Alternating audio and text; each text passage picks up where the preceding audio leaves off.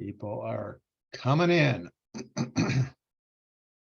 slowly but surely. Like to make sure we allow everybody to join that wants to. Get your cup of coffee, get settled.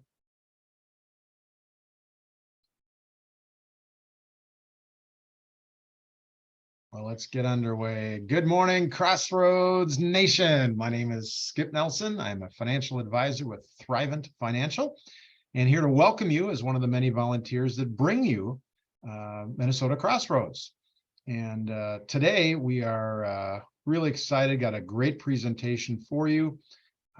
Got a variety of different things to share, resources to help you in your job transition, and even a way to get a free book called How Long, O Lord, How Long? Devotionals for specifically job transition. I know you will be blessed by and find great things from. And actually, I wanted to open it up to one of the chapters and share a couple thoughts. And what the author Dale Kreinkamp talks about in this chapter is don't whine. And I joke with people that I coach in job transition, nobody will hire Eeyore. Remember in Winnie the Pooh, Eeyore is, oh, nobody likes me. Oh gosh, everything's bad. You know, just this dour, complaining whiner. And do you ever know people that are like that? In job transition, it can be, or older people, and I'm unfortunately getting pretty close there, but you know, sometimes there's old people that all they do is complain. They complain about their ailments and their back hurts and this and that, and just complain. And whether it's being old and having health issues or being in job transition or whatever it might be, the complaints might well be legitimate. Job transition is really hard and it beats you up, but that doesn't excuse whining, because that not only brings you down, but it also, you're miserable to be around. Not only do your friends and family not want to be around you if all you do is complain, but I got news for you. Nobody's going to hire Eeyore. Nobody wants to hire that either. They want somebody who's going to add to their work environment and be a positive, not a downer. And so it's unfortunate because it is a difficult time and there is legitimate things to whine about. No question. That's not the point. The point is that if you want to land, not only whining, but being in the whining kind of mindset is only going to hurt you, because it is going to reflect, you know, whether your personal situation or you were wronged by your former employer and you complain about that. That's not good. It will do nothing other than to hinder and hurt your ability to get your next gig. And so he references Psalm 141 verses 3 and 4, and he talks about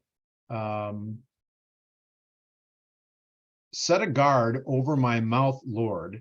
Keep watch over the door of my lips. Do not let my heart be drawn to what is evil, so I can part with wicked deeds along those who are and it goes on. But just bottom line is, don't be drawn into saying negative and bad things, and turn to God and pray to him to guide you in your journey.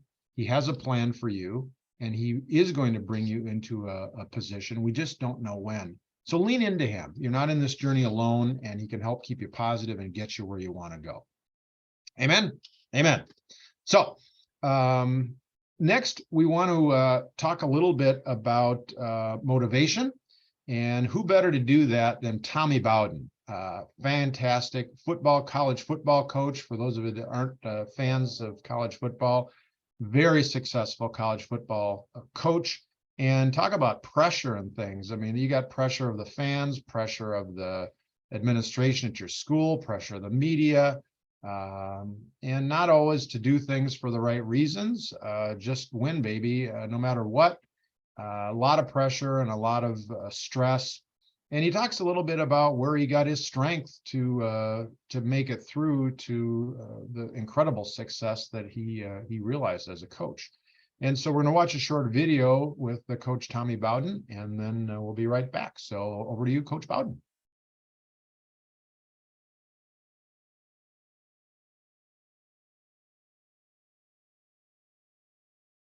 Immediately to the field, you go the opposite direction, get on a bus, drive around the stadium with a police escort, and run down a hill. And as you stand at the top of the hill, some teams behind you, and you've got 83, 85,000 people there in the stands.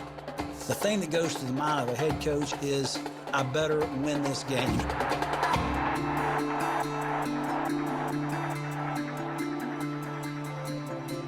Football is a collision sport. It's a contact sport. It's a very emotional sport.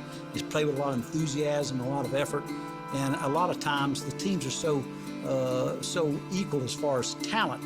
It's the team that plays with the most emotion that wins. You better be able to say something to motivate your players. And they better reach game time on Saturday highly motivated and more motivated than the other team.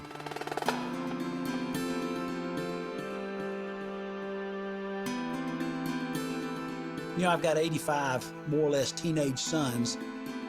Over the course of 24 hours, you know something is probably going to happen between one of your 85 sons. We're in an environment, you know, where the standards are high. There's outside pressure to be successful, and there's also self-imposed pressure that you bring on yourself. And you better have a lot of wisdom in how you deal with this, because the mental frame of your players is so important. Every morning I would go in. I was an early riser. I'd go in about 5:45 or 6. I would spend time in reading God's Word, in meditating, listening for an answer, and praying to God about wisdom that I would need for that day. Say, God, something's going to happen. Give me wisdom as it occurs. Unfortunately, I think you might be presented more problems, especially if you're vocal about your faith, because not only do we live in a secular world where Christianity is frowned a lot, but Satan becomes more active and throws more roadblocks in your path the closer you get to God. They talk a lot about Christianity being meek, and a lot of people misunderstand it with weakness. I saw a definition of meekness one time being controlled power. But that's more or less what you need as a coach. You got to be strong. You got to be controlled.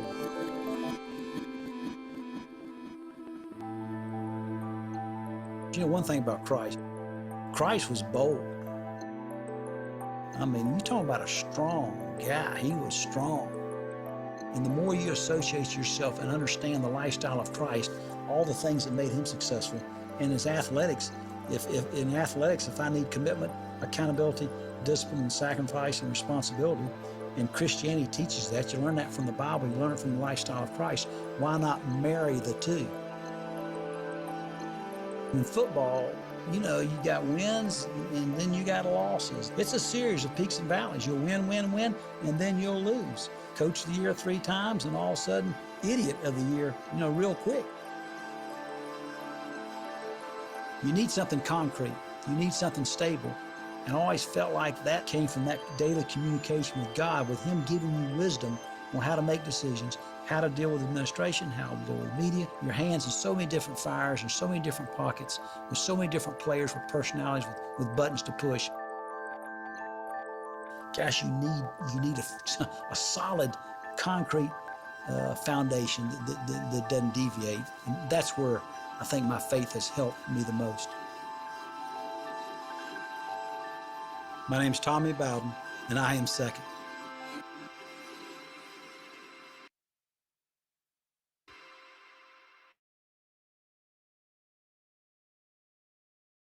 Thank you, Coach Bowden. Can't imagine the pressure that, talk about a job pressure, holy smokes. But like many of us, a lot of things we can't control, whether it's in our job or our family or our job search.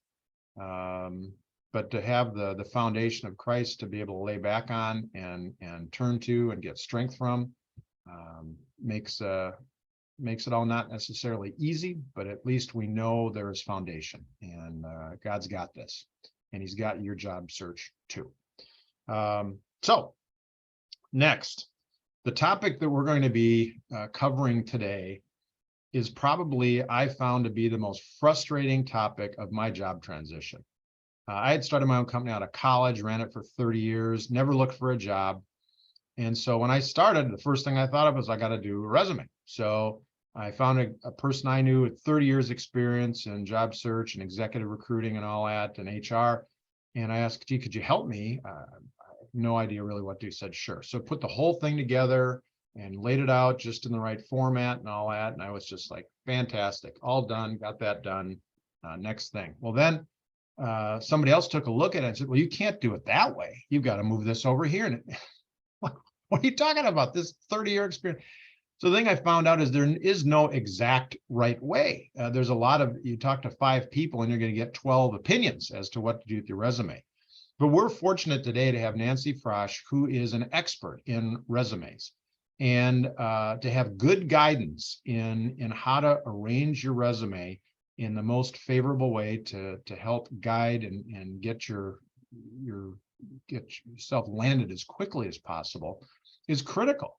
And while there is no magic pill of exactly how to do it, this one way, getting good advice and guidance to put your resume together the best way possible is critical. And we're so lucky to have Nancy with us this morning. So we'll turn it over to Nancy, and I can't wait. I'm going to take notes too, just so I can learn. And great to have you. Good morning, Nancy. All right. Thank you, Skip. I love your video and your words, your guidance of words. That self-talk is so important. I tell clients so often, it's like fake it till you make it. So, talk positive, be upbeat, and then eventually it works and it kind of snowballs along. So let me share my screen and we'll get started here. All right. So we're going to, and Skip is so right. It's like there's no right or wrong way to write a resume. It's whatever works for you. So the key thing, the thing that I see so many people do is that they lose their job or they start a job search and they just throw everything on. And I've seen 3, 4, 5-page resumes, and it's like, well, it's got everything there. Well, what you're doing is you're leaving it to the employer to figure out what your next step is, where you want to go. So before you even touch working on your resume, you need to look at what is your career direction? What is your professional brand? What is it that you're focusing on? And your resume needs to lead you to where you want to go. So there's all these things that you can do, all these things that you have done, but what is it you want to do? What are the skills and experience and background that you want to take with you to the next position? So it's not so much even what you're good at, but what you enjoy doing. You want to get into a position that you enjoy, and that's where your direction will lead you to. And again, no right or wrong way to write your resume. Whatever promotes you the best for your direction. It's always frustrating when I start working with a client, and I work with individuals through the whole job search process. Is they're so tired of looking at their resume by the time they talk to me, because every time someone tells them something different, then they change it to that way. Well, he told me to do this and she told me to do this. And so they've changed it so many times, not to make it look better, but just because that's what people told them to do. So reflect on your career direction. What do you enjoy from what you've done?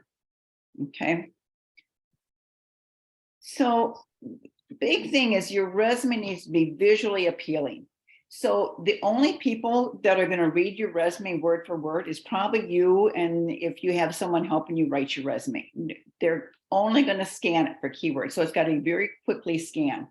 In less than 30 seconds, probably like 20 seconds, they scan it through. So you want to be able to have the keywords stand out. No complete sentences in your entire resume, even though they're bullets and they're going to start with a capital letter and end with a period, which, your 7th grade English teacher is not going to agree with that. But that's the way it makes it easier to read and to be able to scan easy. So a lot of the filler words, I did this and I did that, and those are really not important. So take them out if you can, so you can fill it in with the important stuff. Margins, I've had people say, oh, I got everything on one page, and the print is so small, and the margins are so narrow that it's like, oh, I don't want to read this. So a margin should be around like a 1 inch all the way around, almost like a picture frame. Okay. And the number of pages, never over 2 pages. Majority of resumes I look at are like a page and a half. And when we're working on it, I say, don't get worried about how long it is. Use the number of pages to say what you have to say, but never over 2 pages. If it's a new college grad, young with not a lot of experience, then 1 page is usually enough because they don't have things enough to fill in that. I've heard some people say, well, you need to fill in a whole 2nd page. And to me, that sounds very crazy. I hope they're not saying that anymore, but I was hearing that in the past. But to add stuff just to fill in a 2nd page, that's ridiculous. So, and the font size, nothing smaller than 10, usually 10, 11, or 12 point font. Most resumes are like 11 point font. So somewhere in there. Any smaller than I've got to bring out my reading glasses and a magnifying glass. So font styles, and it's kind of all over the board. I was kind of looking at online as far as recommendations, which ones, and some said this, others said that. So you just want it very easily read, not compact, or Calibri has the Calibri Light. I wouldn't use that. Usually it's better to use the sans serif, which is without the tails. Like Times New Roman has the tails. That's a good example of a sans serif. Other font styles that are good, I like Calibri, Cambria, all those other ones that are listed there are, they're good. Times New Roman gets a little bit compact. Arial is a little bit overused. I think it won't stand out, but something that's easy to read, easy to see. So eliminate information that's not important. Like I said before, it's not everything you've done, it's everything that focused towards where you want to go, what you want to do. Everything has to have a purpose. If it doesn't have a purpose, take it out. It needs to lead to what you want to do. So examples of things to take out: places, dates of training. If you took a class and one class at some training organization, the organization is not important. It's the name of the class that's important. Details, again, not important to your career direction. And old, outdated information. What you did back in the 90s, we'll talk about how to pull that in, but you definitely don't want those old dates. It just ages you. And also the old dates in the education too. Any questions as we're going along in the chat at all here in your Skip? Let me know. Or if you have questions, definitely put them in the chat and I'll address them. Avoid drawing attention to negative details. And it's really easy to do that on a resume and not really mean to do that. Old dates of positions, degrees, education, like I said, take out the 1990s. When you did it is not important. Education gap, there's other ways to address that. And uncompleted education, to say, you went to this college but did not graduate. Instead, you could say, you could list courses that you took, or business coursework or something like that, rather than did not graduate. Okay, if the courses is in your direction. Heading, you want your name, you want 1 phone number. I've had people that they want to put 2 phone numbers and 2 email addresses. Don't make them choose which one to use. Use your cell phone number that you have control over. And your personalized LinkedIn URL without all the letters and numbers after your name. You need to personalize that. Address, it's kind of controversy now, but there's no reason to put a street address on. They're not going to mail you anything, so there's no need. Typically you put the city and state, but I think that changes. So let's say you're living in Minnesota, you want to relocate to wherever, another state. don't put your city and state in, because then that just, oh gosh, we got to relocate them, blah, blah, blah. Okay. If you live in the suburb and you're open to wherever within that metro area, you might just put, Minneapolis versus the suburb. So you can play with that, again, leading you to where you want to go. Okay, so you really need some kind of a summary statement on the top of your resume after your heading. So older resumes would have an objective, which was really, in my eyes, said absolutely nothing. Seeking a professional position within a high growth company. Well, it's really, an objective is really saying what you want, where a summary is offering what is it you can offer. What are the skills and expertise that you want to offer us? So think of it almost like an introduction to a book. What are you going to read more about? Okay, so it's your key skills, your expertise that's important to where you want to go, what you want to do. Okay, so summary, I think of it as, really 3 parts. And you can put this in different ways. But just so you have more your career direction focused in your summary. So don't think of it so much as a title, but more of an area. So it could say, you could say, healthcare medical laboratory leader, a program project manager. So not so much a title, but more of an area of where you want to go. And then within that area, kind of, I call it fine tuning of that skill area. So 3 sub areas to better define where your expertise is within that. The third piece, and this is the only place where you can really put that in, is your interpersonal skills. What in your personality makes you good at what you do? Okay, what is important within who you are to what you want to do? Let me show you some examples. Here's one, program project manager with a strong background in process improvement, data analysis, and is a technical liaison. So major area is program project manager. And if you look at that title there, there's a slash, and between that slash is a space, because you want the resume scanner to pick up those individual words. If you have no space between program and project, then it thinks of it as one word and it won't get picked up. Again, your 7th grade English teacher wouldn't like that, but that's how you get yourself found in your resume. So second part, he wanted to explain a little bit more and pull in more of those key terms.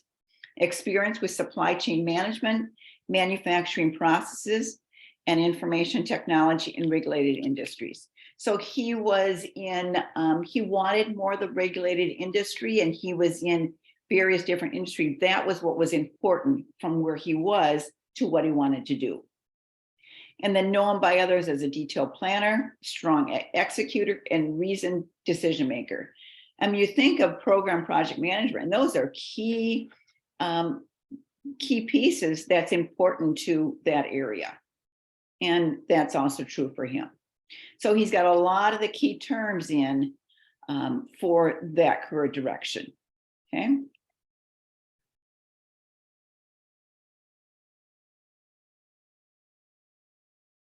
Okay, so here's another one, writer editor. Now, what's interesting with this person, these are actual summaries from actual resumes. She was a young graduate, very creative. She had a bachelor's degree in art history, and she had been working in a museum, a local museum, but more of an admin position. So she was she's very creative. She was in the creative field, but really not doing anything that that really gave her that creativity. Very highly creative, loved the writing, the editing part of the job. Yeah, so she was considering getting into more digital marketing. And she'd been doing writing, editing as a small part of her job, so she could pull that in. So if you look at that, writer/editor with strong background in website design, social media usage, and promotional marketing content. And she really liked the nonprofit because she liked the helping others piece. So we pulled that in, background in nonprofit arts and museum industries. And then known by peers and management as self-starter, creative problem solver, and able to interpret ideas into reality. Okay. Whoop.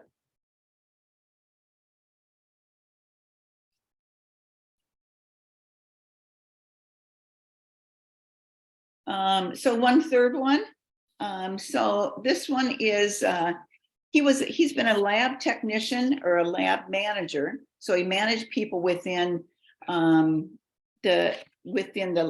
he was a medical lab scientist. He was a lab supervisor. He was a lab manager, a lot of people management, which he did not like at all. I don't think he was very good at it either. And he didn't enjoy it. He wanted to do more of that, the process stuff, the operations. So we're really focused on that. And you see there's nothing in there really about managing people, because that's not what he enjoys doing. That's not what he wants to do.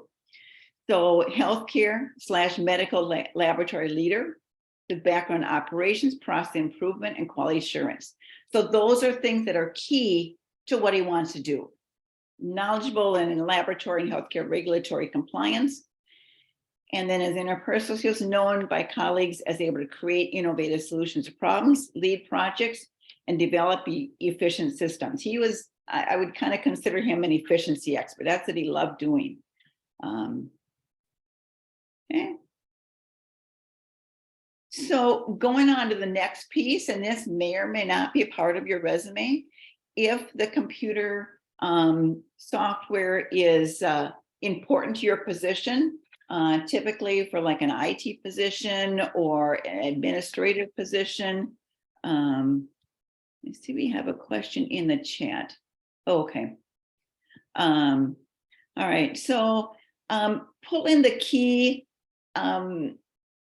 software or technical knowledge or whatever you want in that area. And usually it ends up right below the summary. Sometimes people put it on the second page if it's, you're in more of a management position, and the software is important, but not as important to put on the first page. The first page is where the really important stuff is.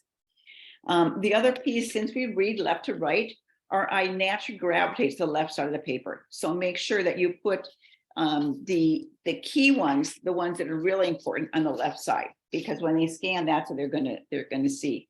So this is the software experience that the individual that was a program project manager put on there, and you see MS Project right there on the left side, Excel.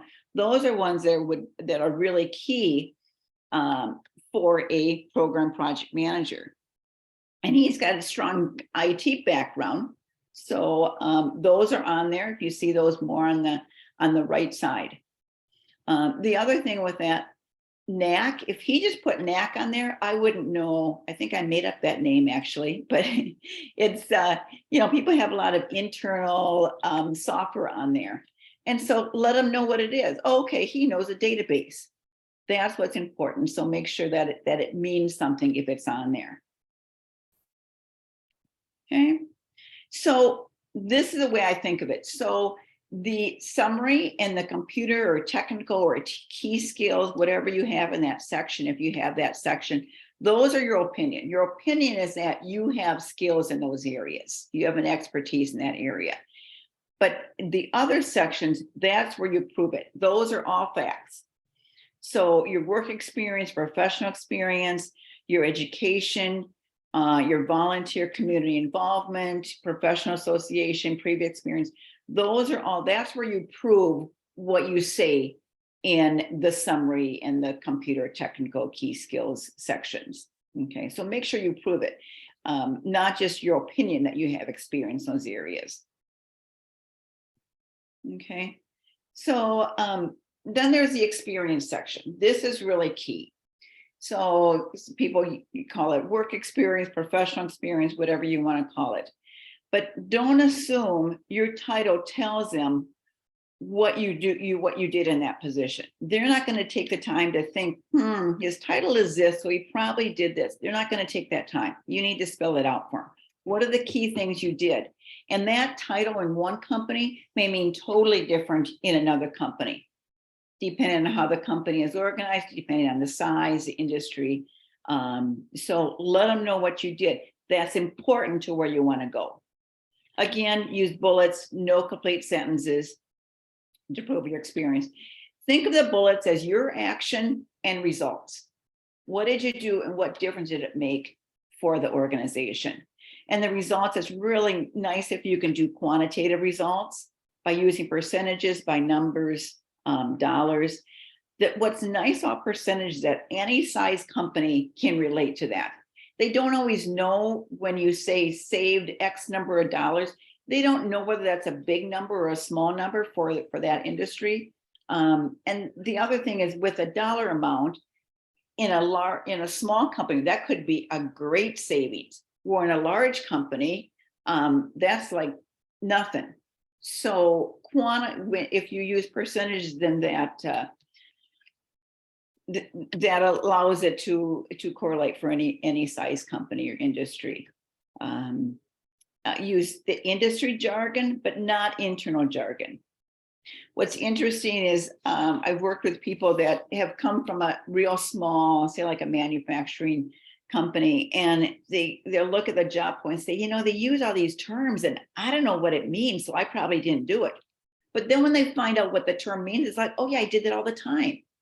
So make sure that you can, especially if you're going to a larger company, that you throw in the jargon of what you did, but not the internal jargon. Sometimes when you're in a large company, it's hard to know whether it's company jargon or industry jargon, but just the industry ones, that's going to mean something to them.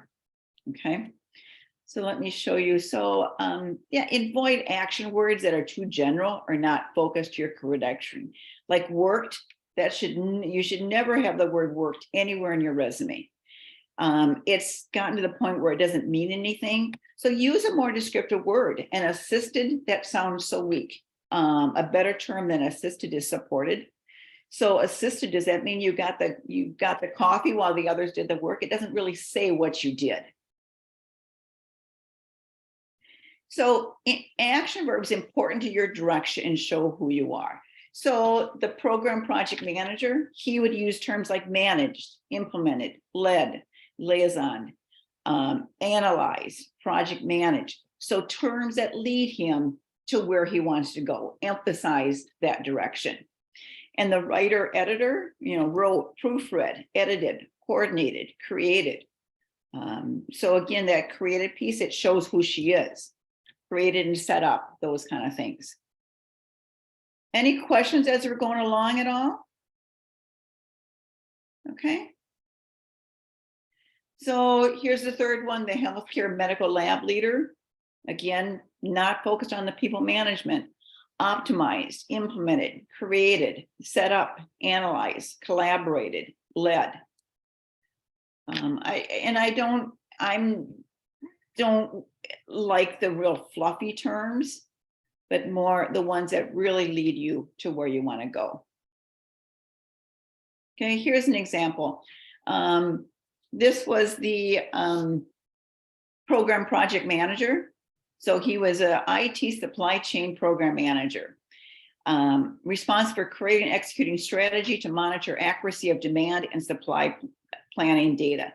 So this is what I call a responsibility statement. It's kind of an over umbrella statement for what they did. And then the bullets really explain, the pieces of that, it pulls it out.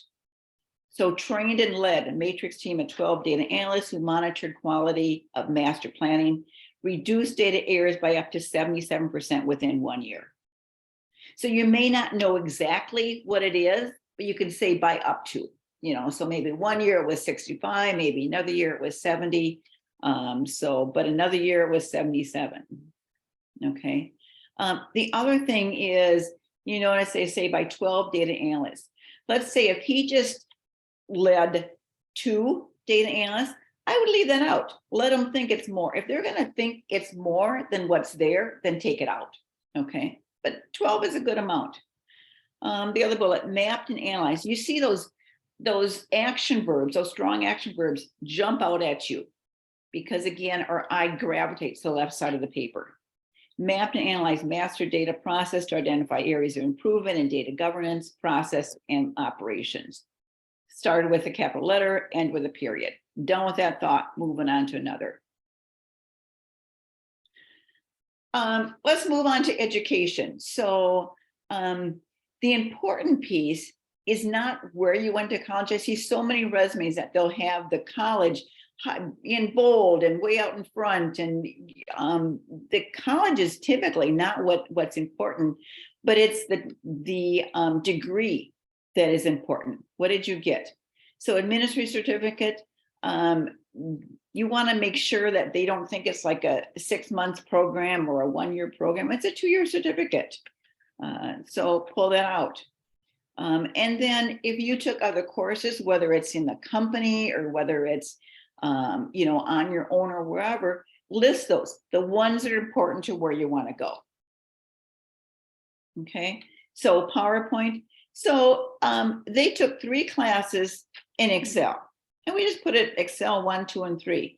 And if you took a class that was pretty, intense, more than like a couple hours, put what it is. I mean, the 40 hours, that's like a semester-long class. So again, we put the important keys for her as an administrative person on the left-hand side. Key is the Excel is pretty powerful, pretty important. PowerPoint in a lot of admin classes, positions, that's really important. And Word, not quite so much.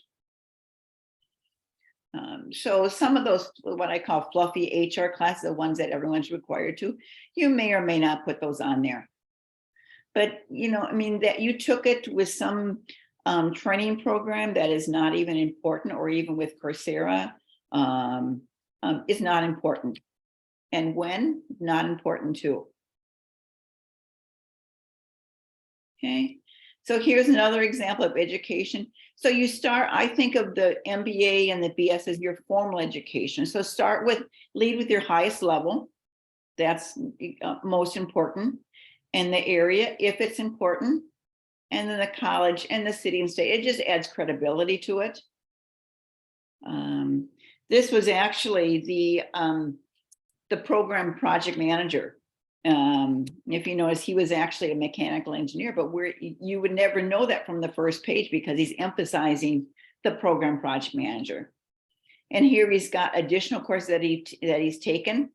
And they're all pretty long term. It's like, wow, he's got a lot of experience with lean. So, and a lot of green belt experience. Okay. Other sections that you may choose to put in if it's important to where you want to go. So volunteer community involvement. If I was a block walker for United Way, it doesn't really show anything. What's the point of it? But if it shows leadership, if it shows, if you've got experience within your field, I volunteer with another job transition group, and I have that on my resume because it's in the career development field, which is all in my area. So with the volunteer community involvement, you might put your title, comma, organization, and just number of years. So then you can throw in older stuff if it's pertinent to where you want to go, your career direction. Okay. They may not have given you a title, but give yourself a title that's descriptive of what you did. Okay. Rather than just saying volunteer, use it as a place to prove your experience. Okay. Professional affiliation. So if you're an engineer and you belong to IEEE, or whatever, or if you were on the board of a organization, put that in there. So you might put the name of the organization, comma, your title, whether if you were just member, you can put that, or board member or whatever, comma, number of years. So typically you don't put years in there, but just number of years. Okay. Previous experience. So in your professional experience, Usually you go back about 10 years. It's kind of where it cuts off to kind of not as important positions, but about 10 years. You don't want to age yourself. So then previous experience is experience you have prior to the positions listed. So key things. So in previous experience, you're not going to list dates, city and states. I think I have an example. Let me show you. Well, we'll get to that. But I'll show you. This is a top half of a administrative resume, and it has her, you know, her headline up here, her LinkedIn that she's personalized with her first and last name, L sample, and then her summary. You can call it a summary of quality, whatever you want to call it, but it's what leads you to where you want to go. Again, similar to the introduction to a book, kind of the back cover that explains it, or inside the front cover that explains it. So, so administrative professional with experience utilizing software, supporting customers, and resolving administrative issues, inquiries. So those are the areas that she has experience in, enjoys doing, and wants to do more of. Okay. Known by peers and management as detail-oriented, organized, and willing to support others wherever is needed to get the job done. Those are great attributes for an administrative position. Those are really key. So those are things that are important for where she wants to go, and are key points of who she is. Sometimes stating known by peers and management, there's someone else is saying that versus you're saying it about yourself. Okay. And then she's got the software experience. She's got all the key ones over on the left-hand side. She may be setting up Zoom meetings, team meetings, so she put that in there. So PowerPoint, Excel. One point is I would never put Microsoft Office. Does that mean Access? Does it mean, so put in the specific software, because if all you put is Microsoft Office and the applicant tracking system is tracking for Excel, your resume would not get picked up. So each individual one. Okay. So, and here you see over here, 𝙠𝙗 internal database. They don't know what 𝙠𝙗 is or even how to pronounce it, but it's a database. So that's what's important. Good, she knows a database. Okay.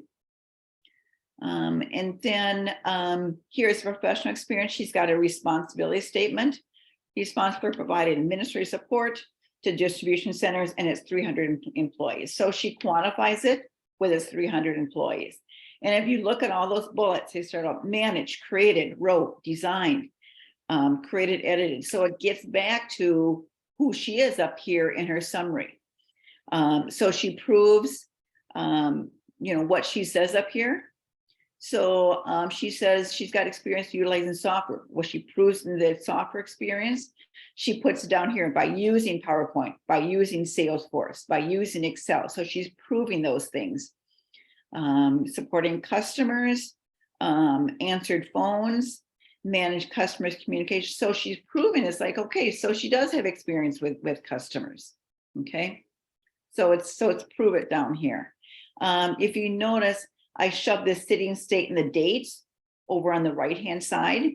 Needs to be there, but not all that important. What's important is more the title and the position. Let's see, there's a couple questions.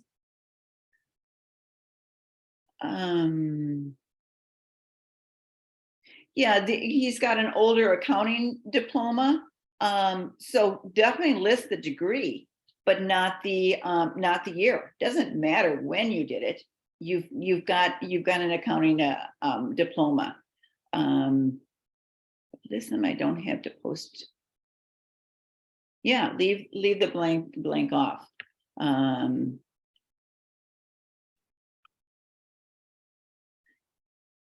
Yeah, I mean, I don't. he's asking if the accounting diploma is, should he list 3 years versus a date? If it was like Associate of Arts in accounting, then list that. That's considered a 2-year degree, and I'd list the years. I would guess it's considered a 2-year program. But if you took 3 years to complete a 2-year program, that's not important. But if you can list associates in accounting, that's good, or 2-year degree. I don't know if I've heard of a 3-year program, but under bullet, there's not. Yeah, so another question was under her bullet points, there is no quantitative results. It's in some positions, it's really hard to do that. A position where it's really important to pull in the quantitative results is sales. You did whatever, increase sales over by X% over 1 year or whatever. But yeah, she just did not have that result. One thing you could say, you did whatever, which was, received award for whatever by management.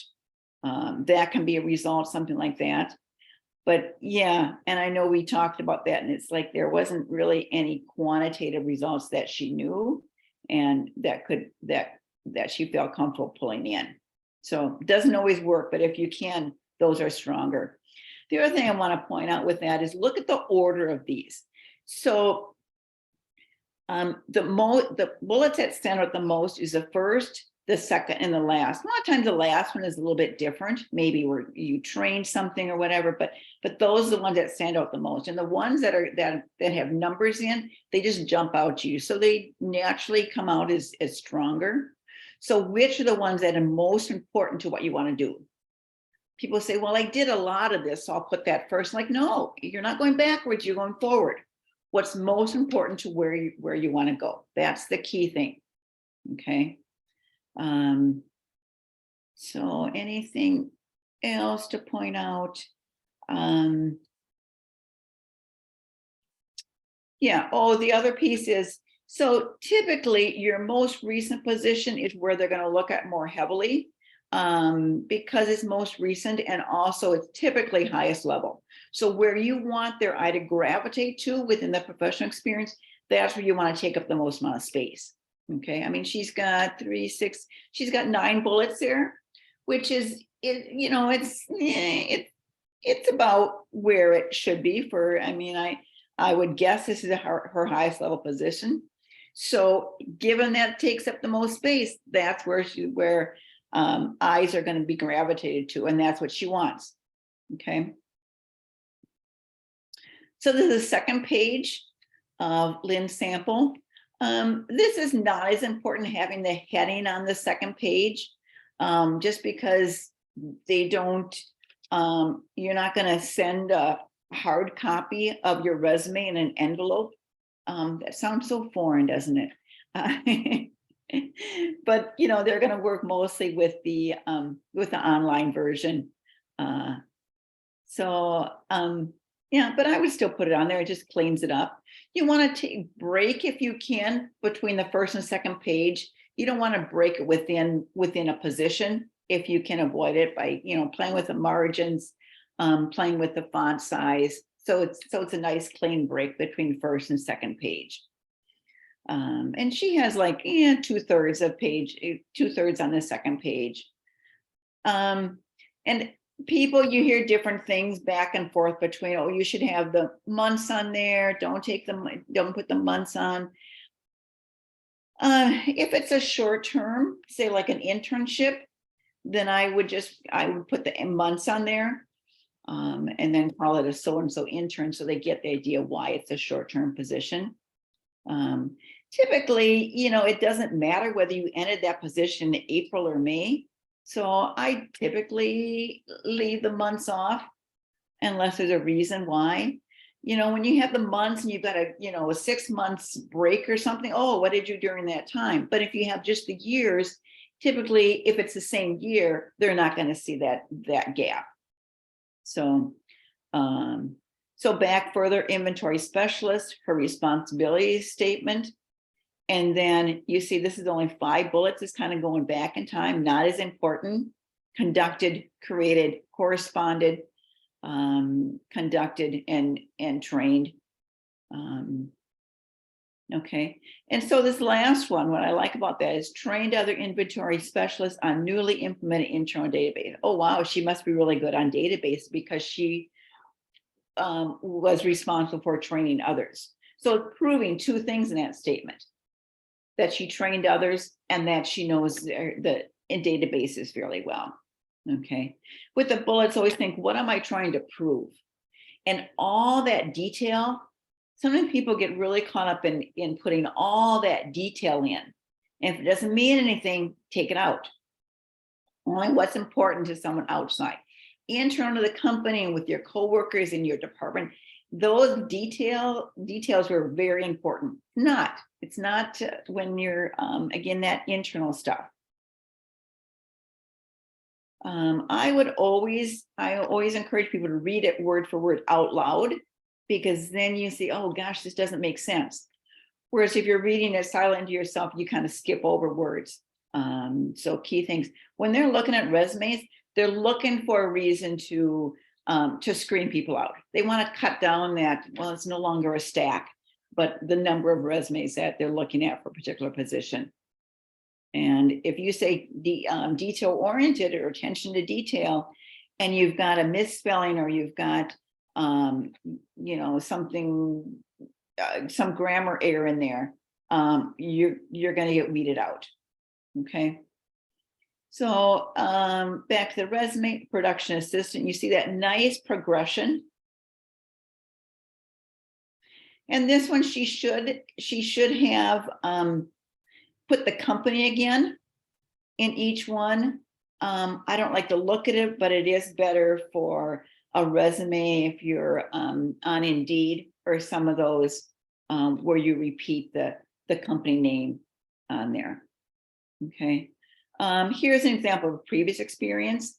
So she had other positions before, and the company is not important, the title was not important, but she's got additional customer support, scheduling, and problem-solving resolution experience within a large service company.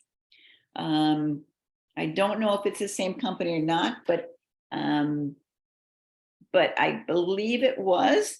And that it was the same company is almost like a negative versus a positive. So just within a large service company. So that is all that's important before 2010. Okay. And I think this is the same. I showed you the education and the additional coursework. Okay. Cover letters.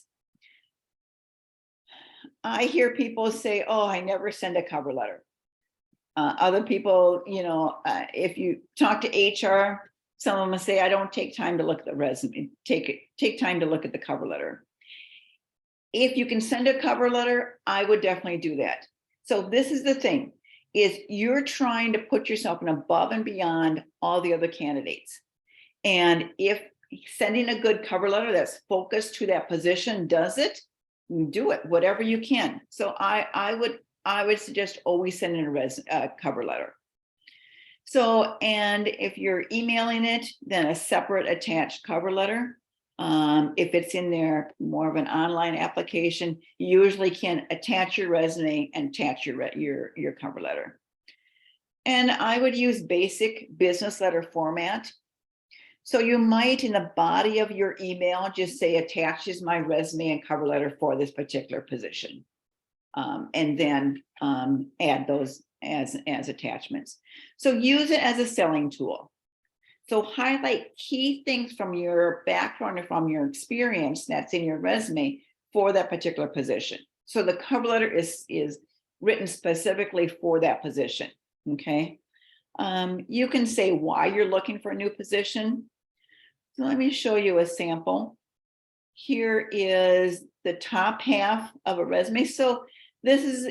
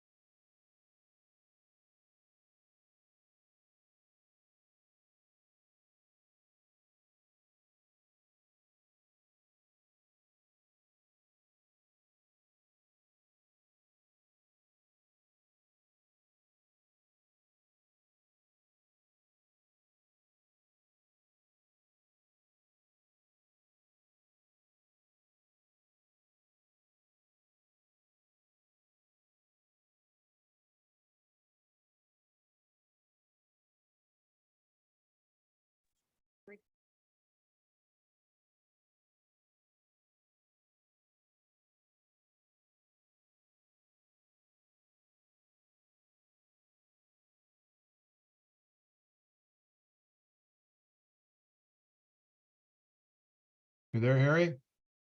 Looks like we got dumped.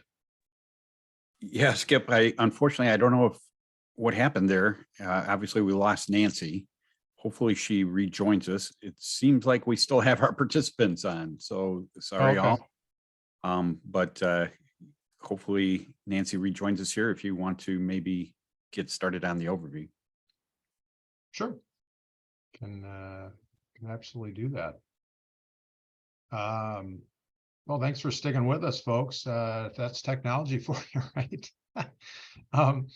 But as Harry mentioned, normally at the completion of the presentation, I go over some of the resources that Crossroads has for you in your job transition. And there's some really, really good things available to you. I know that when I was in my job transition, I relied on the resources at Grace significantly. So let me, I'll share my screen and dive into those. And when Nancy joins us back, we'll switch back. But the full screen here. We've got 3 campuses that we really are affiliated with. Most of what we do is focused on out of Grace Church in Eden Prairie, but we're also affiliated with the Woodbury Lutheran and North Heights Lutheran in Arden Hills. And so when we're in person, we have meetings in person at all those venues, but at this point, everything is done virtually. Something to make note of and write down is this address, mncrossroads.com, because it's really where all the resources of Minnesota Crossroads is listed and available. It's how you signed up for this event. There's a networking event after this. There's a variety of different things going on. And so really great stuff. There's jobs that are posted. Just make sure that you're checking it out periodically, because you'll find it to be incredibly useful in your job search. And there are weekly opportunities. As I mentioned, there's a Networking with Grace event after this from 9 to 11 every Thursday, run by Wes and Wes, Wes Tang and Wes Roper. Great networking event and a nice way to meet other people. And you just come. The one suggestion I would have with any group networking event that you go to is make sure you have a specific ask. When I was in transition, I didn't know what I wanted to do. And so I was just really general. I thought actually that was an advantage, because I thought, wow, if I'm real general, I won't limit myself or whatever. But in a group networking meeting, it's not, that is an advantage in your overall search, that you have variety and a variety of things you can do. But in a specific group networking meeting, it is not an advantage. It is a disadvantage, because if you're too general, people don't know what to do with you. And so the more specific you can be in having a specific ask of, I'd like contacts at Target, or I'd like contacts in this industry, people can do something with that. I've got over 3,000 connections on LinkedIn, and I go to these meetings and people are so general, I don't know how to help them or plug them in. And in that regard, if you want to connect with me on LinkedIn, feel free to do so. Skip Nelson. I'm happy to share my connections with you. But in these meetings, if you're not specific with your ask, people don't know what to do with you, and you'll probably get nothing. So great event, 9 to 11 every Thursday. We also have one-on-one coaching available. So if you have a question about your resume or about an interview, or you want to whatever, we've got a group of coaches from a variety of different backgrounds. I'm one. Harry, who runs the whole thing, is one. There's a lot of us around from different areas. Reach out, and we're happy to get together with you one-on-one and provide a little more personal connection for you. We're also big believers in prayer. And so we have people praying for you in your job search, whether you ask for it or not. And so, but if you do have a specific prayer, don't hesitate to reach out. We're happy to do it. Oh, look at, I think we've got Nancy back. So how far back did I get lost? I will stop my share. Harry, I'm not exactly sure. You had brought up a resume, and you were talking about I remember you brought up a sample resume and you were making comments on that. Harry, do you remember anything more Okay. specific? Let me pull it up and see if, gosh, how did that happen? I don't know. It's I don't know. That's technology. I'm very technological. If I just don't press start and it doesn't work, I'm out. So Was I still on the professional experience? well, you had brought up a specific sample resume. Patricia's saying, no, it's later. Right here? Cover No, that's right. You were talking about cover letters. Oh, okay. Oh, so it wasn't that, letters. it wasn't that far out. Okay. So I finished with this resume. Yep. And if there's any, were there any questions I did not address? I don't think so. A number of Okay. people are commenting it was cover letters that you were talking about. Okay, great. Let's move on. So, I don't know where I was, but I'll just start from the beginning on cover letters. I hear people say back and forth. I never send a resume. I'm sorry. I never send a cover letter with the resume. Or HR says I hear from some people, I never read it. So the point is you're trying to get yourself ahead of the masses, and anything you can do to get yourself above and beyond the others, do it. What does it hurt to send a cover letter? I hear some managers say, I really look at the cover letter because I think that I assume the resume, you had help with it, you had a professional maybe working it, but the cover letter is more yours, that you did it, so they can see your writing style and everything. So I would always send one. I would send it to, if you're sending it by email, attach the cover letter, attach the resume. And the only thing you're going to put in the body of the email is, in reference in my cover letter and resume for this position, let me know of questions. Very short, and then the cover letter goes into more detail.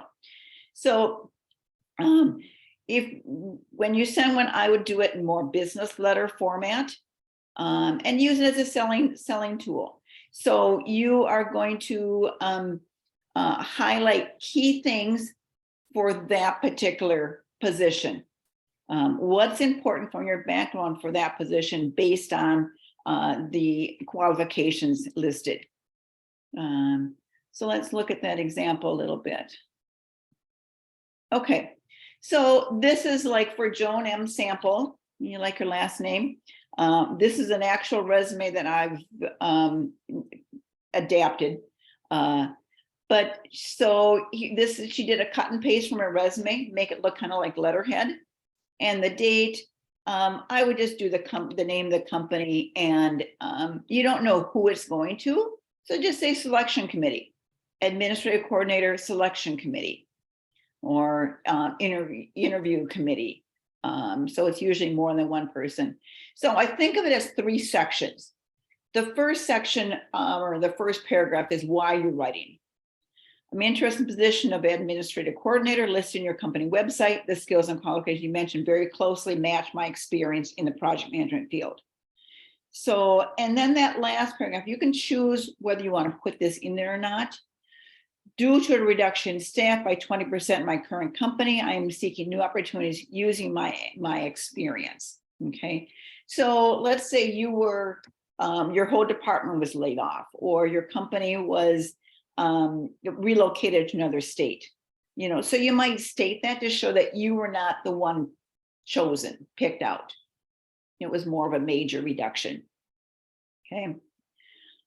So the middle paragraph, that's where the meat is to the letter. So you've got this experience, this background, they've got this position and the qualifications, match it up. Okay. So what is the connection? So some of my background, which I feel very beneficial to this position, include. So I would not do typically just a cut and paste from your resume, but you could combine these. So this first one, manage, coordinate, organize special projects with 2 manager groups. This could be a combination of like 2, 3 different positions that they pulled together. And same with this second one. You'll probably have maybe like 3, 4 bullets in there. Excuse me. I think I took some of them out. So the second one, supervise 5 administrative employees, responsible for. Okay. So this is where you use the job posting to match up what they're looking for. Okay. And then the next step, the last paragraph, is you're kind of pulling everything together. So you never end a business meeting, you never end a email without, talking about what the next step is.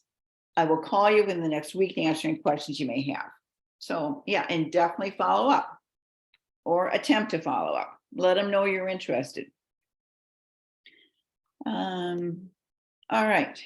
Now, anything else on questions on resumes, on cover letters, anything that I didn't address? There was a question that popped up. Bob Joy had a question. Good morning, Bob.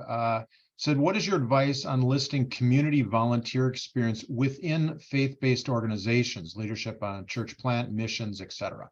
Yeah, I try to not include political affiliation, religious affiliation, unless it's a faith-based company or it's a political organization. Then I'd pull in.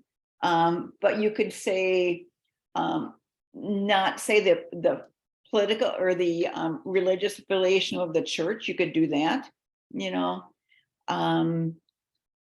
but yeah, if it's leadership stuff, definitely pull it in. Give yourself a title, and you could say, gosh, there's been times that I've used more of a generic name for the church rather than Lutheran, Methodist, synagogue, those kind of things.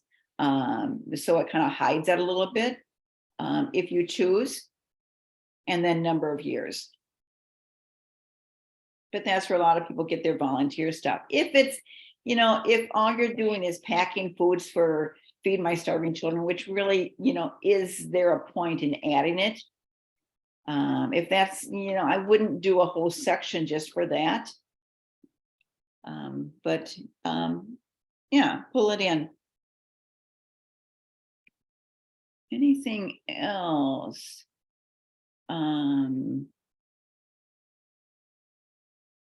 Other questions? Now's your chance. You got an expert resume questions about what to include or not, or how to get more activity from your resume.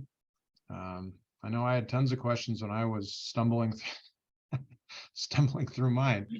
So Yep, Carrie, anything that I didn't cover or didn't answer, or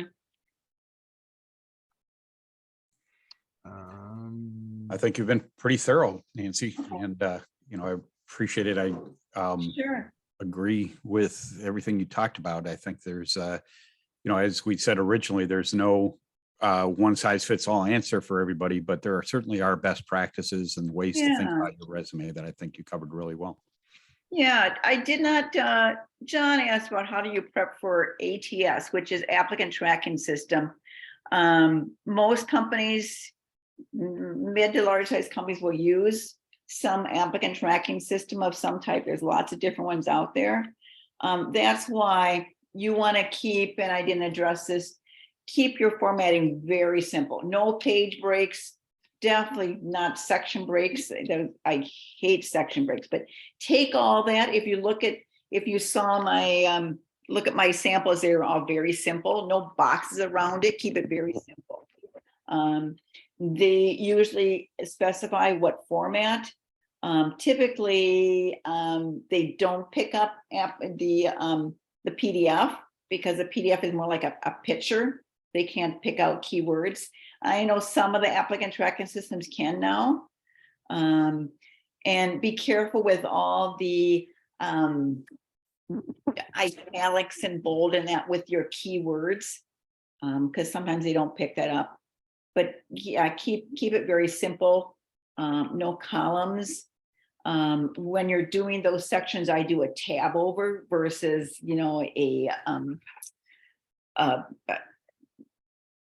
more like you doing a section break in there.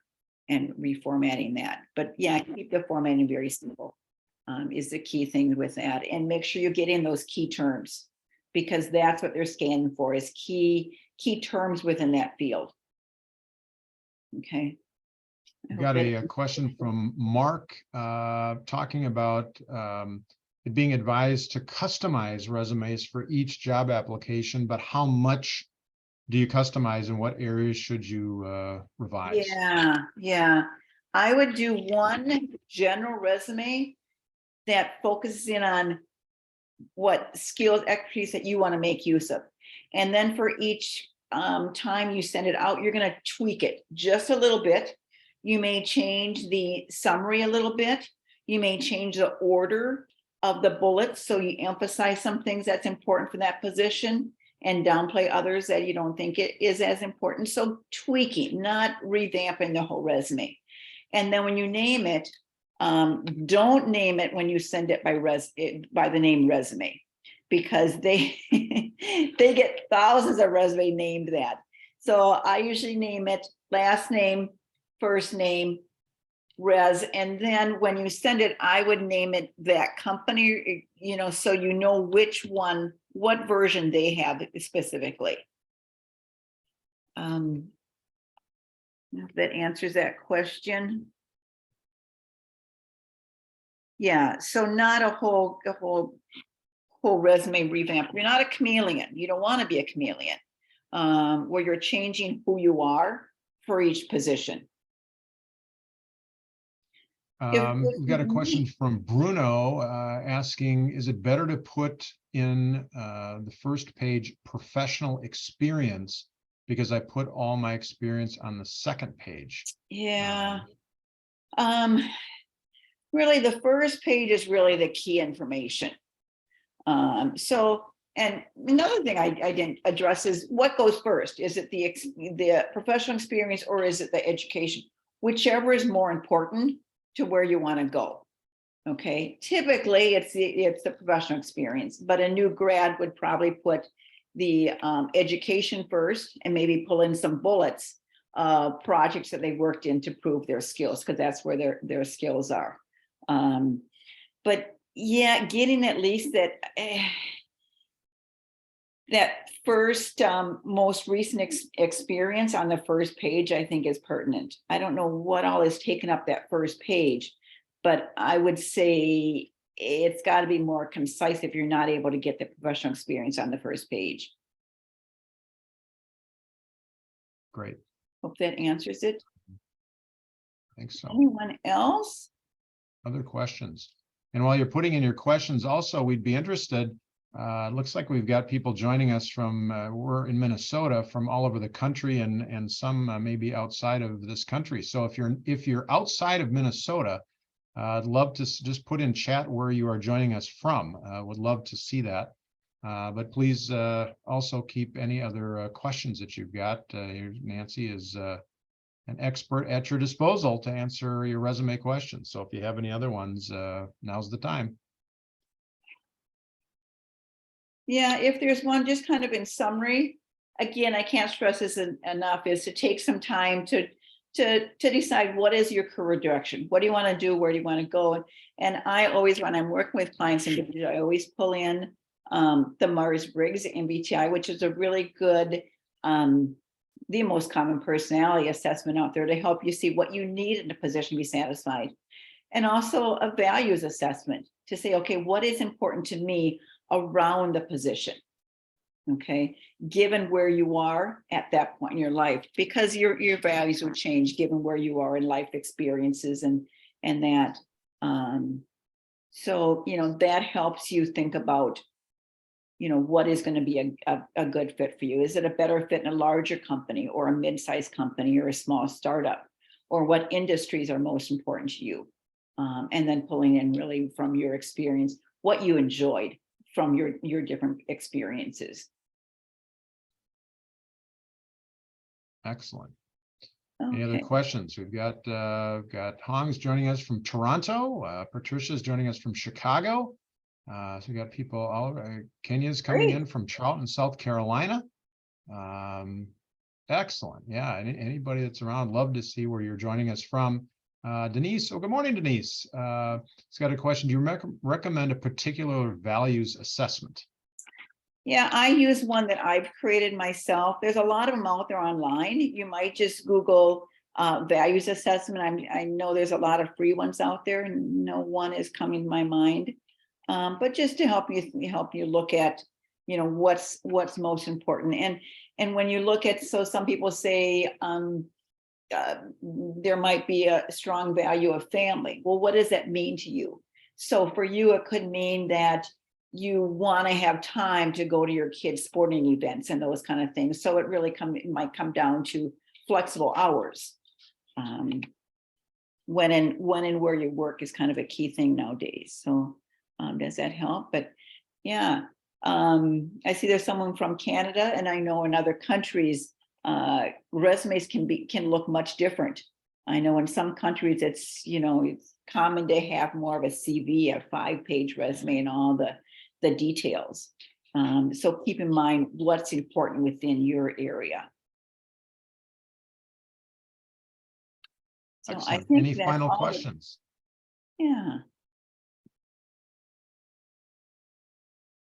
Wonderful. Okay. Well, what a great presentation, Nancy. You really covered it well.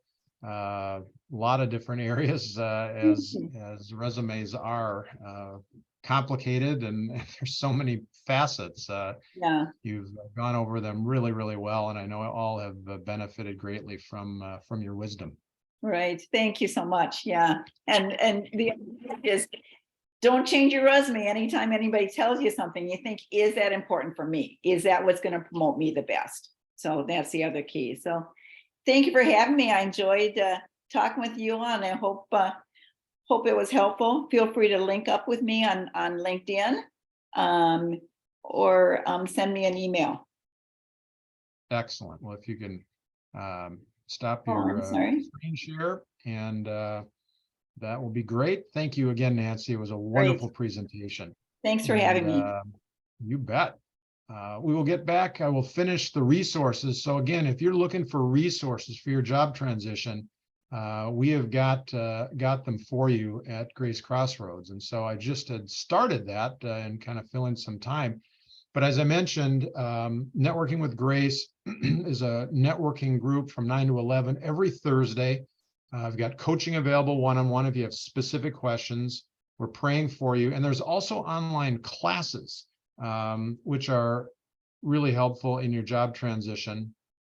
We have 8-week classes, which is really a phenomenal training for how to get through job transition and find your job as quickly as possible. So there's classes starting every month, and they go through, as you can see, literally every element of job transition. I found this to be incredibly helpful because I knew what I wanted to do, and I knew I want to get a job as quickly as possible, but I really didn't know how to go about it. And this lays it out. And so again, signing up every month, so don't hesitate to reach out and sign up and get in a class yourself. We have a LinkedIn group, which is also a great network of people, alumni that have been through the program, that are at companies now that can help you get plugged in at those companies. They are looking to give back. And I'll tell you, I found in my job transition, if you network with somebody who has been through job transition, they're some of the best people to network with because they know, they've been through it. They've been hit by the 2x4 of job transition upside the head. It's tough. And so they have that empathy for going through job transition. And I found that they're a lot of times a lot more willing to really go to bat for you and really, really dive in and help you, not just lip service that maybe other people that haven't been through it might offer. So great resource, that LinkedIn at MN Crossroads Career Network. This is another fantastic tool for your job search. A great presentation like Nancy's, well, we do those every month and have for years. And so there are numerous excellent presentations from authors. And I'm going to talk about a couple we have upcoming that are excellent, but they're all there. And so, and your time when it's convenient for you, you can just pop a bowl of popcorn and sit down on a Friday night with your significant other and watch career transition videos. Well, maybe not, but they're great. It's a treasure chest of information. And so look through, you can see different topics, things that are of interest to watch, others that aren't, don't. But great information, and gosh, don't miss that resource. It's really quite incredible. Additional resource available. I'm very proud that my company, 𝙂𝙗𝙯 Financial, has been a supporter of Minnesota Crossroads for many years.